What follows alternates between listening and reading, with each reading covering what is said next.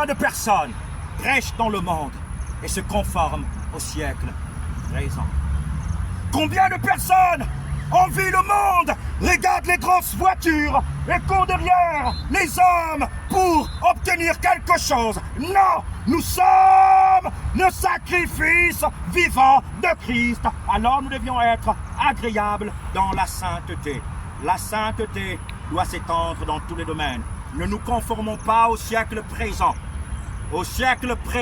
mais soyons transformés par le renouvellement de l'intelligence, afin que vous discerniez. Alors, soyez transformés par le renouvellement de l'intelligence. Le renouvellement. En d'autres termes, le frère Paul ici est en train de dire que tu es certainement intelligent, que tu as certainement un bagage intellectuel élevé. Mais il dit quand tu acceptes le Seigneur, quand tu deviens un sacrifice vivant, pas un sacrifice mort. Les ministères aujourd'hui sont bourrés des sacrifices morts, de personnes qui prêchent, et ces personnes sont statiques. Même dans leur lieu de travail, ils ne prêchent pas l'évangile, parce qu'ils ne sont pas un témoignage. On les appelle des sacrifices morts. Au Congo, ça, où les femmes, les copines, surtout les femmes, vont commencer à parler des débats sexuels. Elles aussi, elles rentrent, les hommes rentrent, et puis vous êtes dans le même fourre-tout. Comment peux-tu prêcher l'évangile? Sacrifice mort. Nous devrions être des sacrifices vivants, saints et agréables. Il dit ici, ne vous conformez pas, ne suivez pas, n'imitez pas.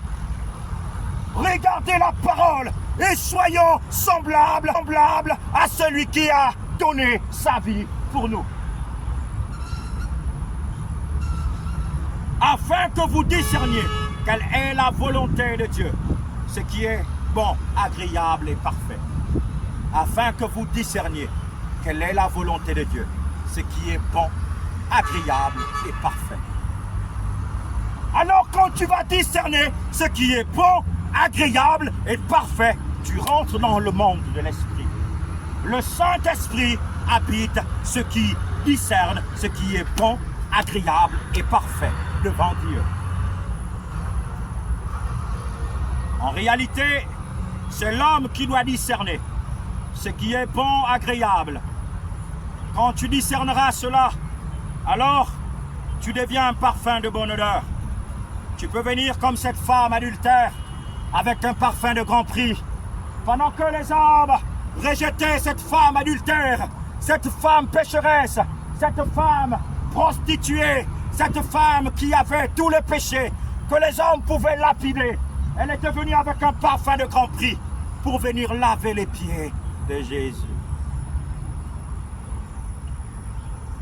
Il y avait que Judas l'Iscariote qui avait dit il fallait qu'on vende ce parfum. Il s'en foutait qu'elle soit prostituée ou pas prostituée. Vendons le parfum et je vais voler de temps en temps un peu d'argent. Mais les autres avaient un mauvais œil sur cette femme. Le mauvais jugement, prostituée. Il fallait le parfum. Tu peux te lever, avoir des iniquités, mais quand tu seras un sacrifice saint, agréable, par la lecture de la parole, quand tu vas discerner ce qui est bon, juste et parfait devant Dieu, alors tu seras devant lui ce bon parfum qui va sentir, qui va remplir la salle, le lieu où tout le monde est assis.